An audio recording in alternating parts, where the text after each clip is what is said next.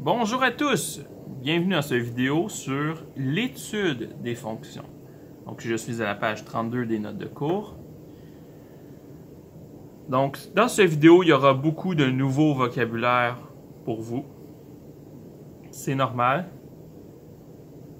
On va le voir tranquillement. On va voir chaque mot, qu'est-ce qu'il veut dire. Voilà. Premièrement, c'est quoi un intervalle? Un intervalle, c'est l'ensemble de tous les nombres réels compris entre deux bornes. Donc, des bornes, vous pouvez voir ça comme des extrémités. C'est le maximum et le minimum. Ici, x appartient à l'intervalle 2, 5. Et vous voyez que les crochets sont vers l'intérieur. Donc, des crochets vers l'intérieur, ça veut dire que les valeurs sont incluses. Donc, ça veut dire que x pourrait être égal à 2, x pourrait être égal à 5 parce que les crochets touchent au chiffre. Donc, de la façon que je l'imagine, moi, là, c'est imaginez, vous avez une pince, ça c'est le nombre. Si je touche au chiffre avec mon crochet, ça veut dire que je peux être égal. Si je ne touche pas au chiffre avec mon crochet, ça veut dire que je ne peux pas être égal. X appartient à l'ensemble moins 3, 7. Le moins 3 est inclus, donc on peut être égal à moins 3. Le 7 est exclu, ça veut dire qu'on ne peut pas être égal à 7. X appartient à l'ensemble moins infini 100. Donc, c'est toutes les valeurs avant 100 sont incluses. Donc, le 100, il est inclus et toutes les valeurs jusqu'à l'infini. Est-ce que l'infini est inclus? L'infini, on ne va jamais mettre que c'est inclus parce qu'il n'existe pas une pince assez grosse pour tenir mon infinité, ok? Moi, je l'imagine de même. Un infini, on ne peut pas le mettre inclus, on ne peut pas borner un infinité. Donc, c'est pour ça qu'ils sont exclus. Et x appartient à l'ensemble de 20 infini positif. Donc, le 20 est exclu. Et donc, c'est toutes les valeurs plus grandes que 20. Maintenant, on arrive à d'autres mots de vocabulaire. Qu'est-ce que c'est qu'un domaine? Un domaine, c'est toutes les valeurs qu'il est possible d'avoir avec x. Qu'est-ce que c'est qu'un codomaine? Un codomaine, c'est toutes les valeurs qu'il est possible d'avoir pour y. Qu'est-ce que c'est une fonction qui est croissante? Donc, c'est l'intervalle où la fonction est dans une pente qui monte. Donc, s'il y a un endroit dans votre fonction où c'est en train de monter, on va dire que c'est croissant. S'il y a un endroit dans la fonction où c'est en train de descendre, on va dire que c'est une section qui est décroissante. S'il y a un endroit qui est dans la section c'est constant, on va dire que c'est constant, c'est horizontal. Les extrémums, c'est le maximum que notre fonction peut avoir verticalement en y et c'est le minimum qu'on peut avoir en y. Finalement, un signe positif, quand est-ce qu'une fonction elle est positive? C'est quand on est au-dessus de l'axe des x.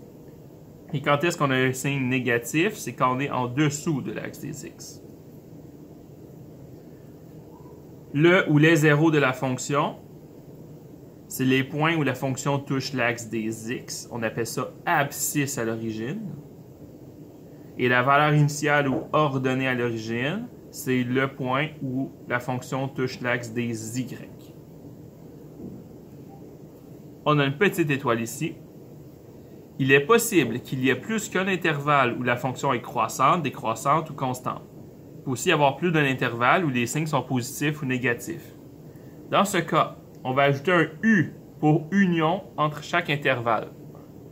Donc, imaginez que j'aurais deux intervalles comme ça dans lesquels la fonction elle est croissante. Je vais mettre la première intervalle, je vais mettre un grand U entre les deux, je vais mettre la deuxième intervalle.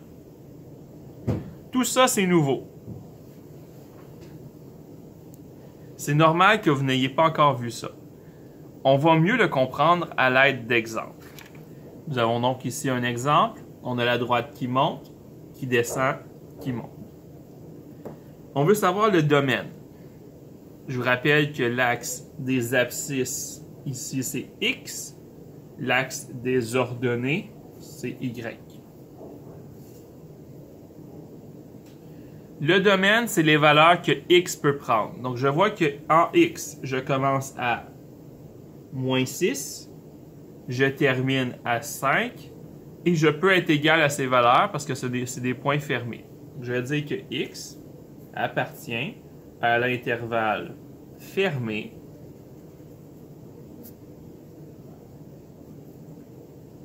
moins 6 jusqu'à 5. Parce que le x peut être entre moins 6 et 5. L'image, c'est les valeurs qu'on peut prendre verticalement, en y. Donc, je vais dire que y, ça appartient à l'intervalle de moins 2 jusqu'à 3.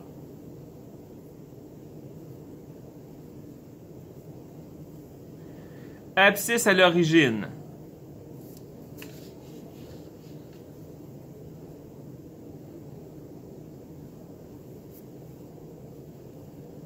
J'ai trois valeurs qu'on coupe l'axe des x. On coupe l'axe des x à moins 6. On coupe l'axe des x à 0.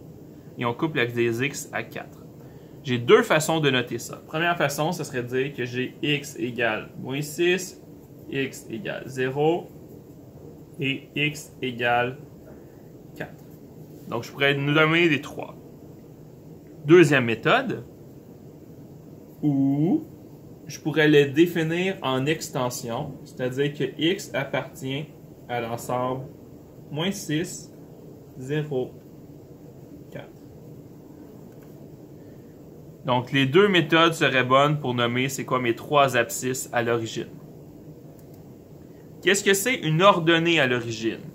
C'est la valeur que y prend quand on coupe l'axe des y. C'est-à-dire, dans notre cas, y égale 0. J'ai seulement ce point-là qu'on coupe.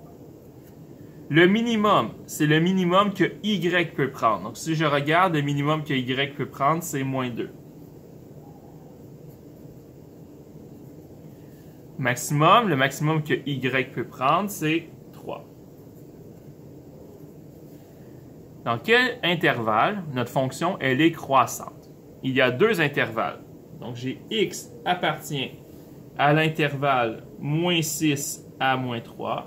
Donc, de moins 6 jusqu'à moins 3, notre fonction elle est croissante.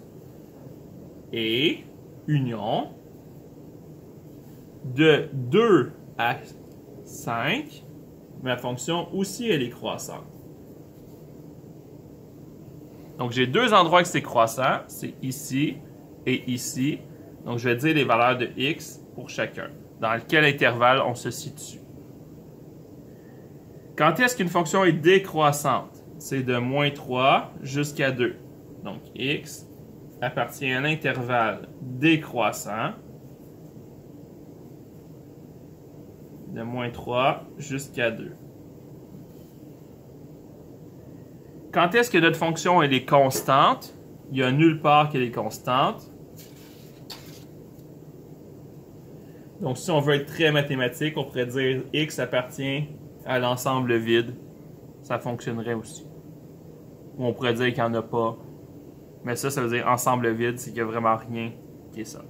Quand est-ce que notre fonction elle est positive? Quand est-ce que notre fonction est au-dessus de l'axe des x?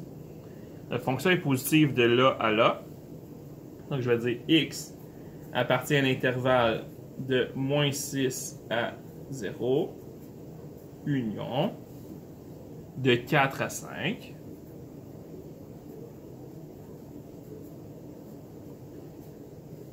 Quand est-ce que l'intervalle elle est négative? Quand est-ce qu'on est en bas de l'axe des x? La fonction de 0 à 4. X appartient à l'intervalle 0, 4.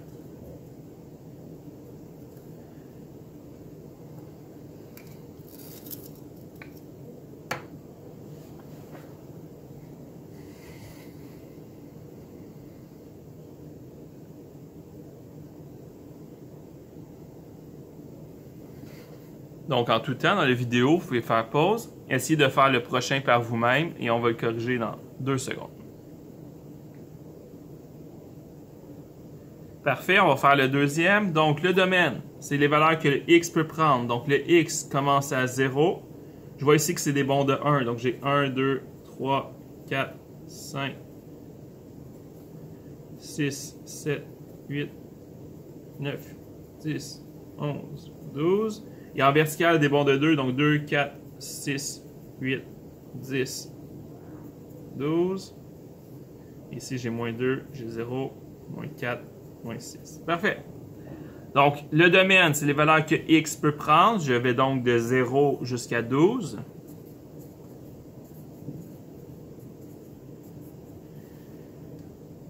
En y, mon y appartient à l'intervalle moins 4 jusqu'à 12, oui.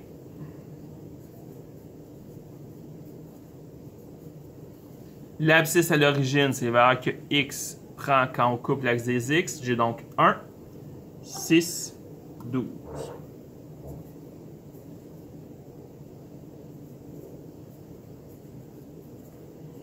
Donc j'ai trois valeurs. On aurait pu aussi écrire x égale 1, x égale 6 et x égale 12. Ça aurait été aussi bon. Ordonné à l'origine, quelle valeur on a quand y quand on touche à l'axe des y? On a la valeur y égale 2. Ça, c'est notre abscisse à l'origine. Minimum. Le minimum de cette fonction, c'est y égale moins 4. Le maximum, c'est ici, on a y égale 12. Ça, c'est notre maximum. Donc, notre fonction, elle est croissante ici à ici. Donc, en secondaire 4, secondaire 5, dernier maths enrichi, vous allez voir la différence entre croissant et strictement croissant, décroissant, strictement décroissant. Ici, on va prendre pour acquis qu'on parle de strictement croissant, strictement décroissant et de constant. Donc, ça veut dire quand est-ce qu'on est strictement croissant, c'est entre 5 et 10. Donc, x appartient à l'intervalle 5, 10. Quand est-ce qu'on est strictement décroissant? On a deux intervalles. Le premier intervalle, c'est entre 0 et 2. Union. Le deuxième intervalle, on est décroissant de 10 à 12. Quand est-ce qu'on est constant? De 2 à 5. Quand est-ce que notre fonction elle est positive au-dessus de l'axe des x? Elle est positive de 0 à 1. Union de 6 à 12. Quand est-ce que notre fonction est négative en bas de l'axe des x? J'ai de 1 à 6. Donc ça, c'est l'étude des fonctions. C'est utile un peu en secondaire 3, mais ça va être surtout utile en secondaire 4. Finalement, dernière page qu'on va voir aujourd'hui. Ça, c'est plus de la matière de secondaire 3. C'est plus important pour cette année. Comment on fait l'étude de fonctions dans un contexte? Donc, on va être capable de savoir tout ce qu'on vient de dire, quand est-ce que c'est croissant, décroissant, constant, quand est-ce que c'est positif, quand est-ce que c'est négatif. Il va falloir comprendre le sens que ça a dans un vrai problème. Donc ici, Yannick collectionne les cartes de hockey. Comme nous le savons, la valeur des cartes de hockey varie dans le temps. Si vous ne le saviez pas, des vieilles cartes de hockey, c'est possible de les collectionner. Puis il y a des gens qui les revendent très très cher, parfois des milliers de dollars par carte, des années plus tard. Voici représenter l'évolution de la valeur de la carte de Yannick au fil des ans depuis son achat. Donc on voit qu'il a acheté une carte de hockey au coût de 7 dollars. 3 ans plus tard, la carte a baissé de valeur, mais 8 ans plus tard, la carte a augmenté de valeur. Donc quel est le domaine et que signifie-t-il dans le contexte? Donc quel est le domaine? Le domaine, c'est ce qu'il y a en x, donc de 0 à 8. Le domaine, c'est de 0 à 8. Je peux dire que le domaine, c'est x appartient à l'intervalle 0,8. Qu'est-ce que ça signifie? C'est le temps de possession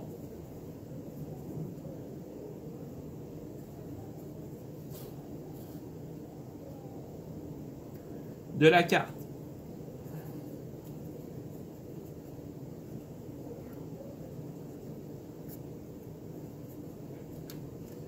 parenthèse, 8 ans. Donc, la carte, ça fait 8 ans qu'il l'a. Quel est le codomaine? Le codomaine, c'est de 4 à 9. Donc, codomaine, Y appartient à l'intervalle 4, 9. Qu'est-ce que ça signifie dans le problème? Que la valeur de la carte a varié entre 4 et 9 $.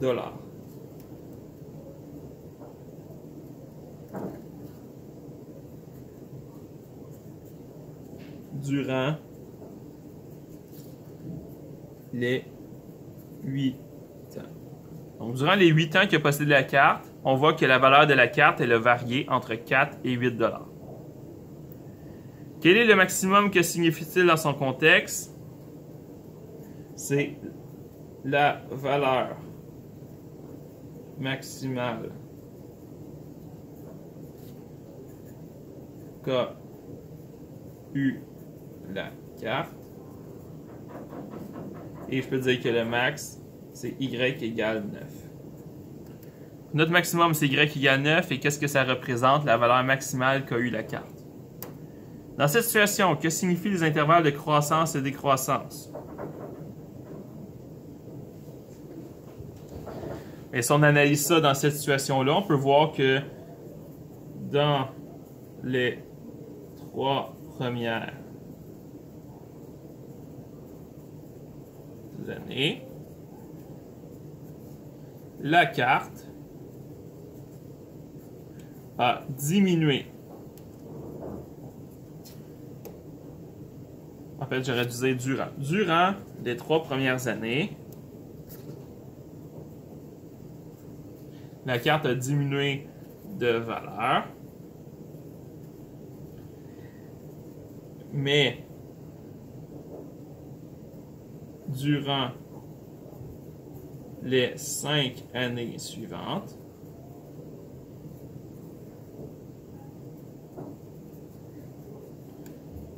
la carte a augmenté.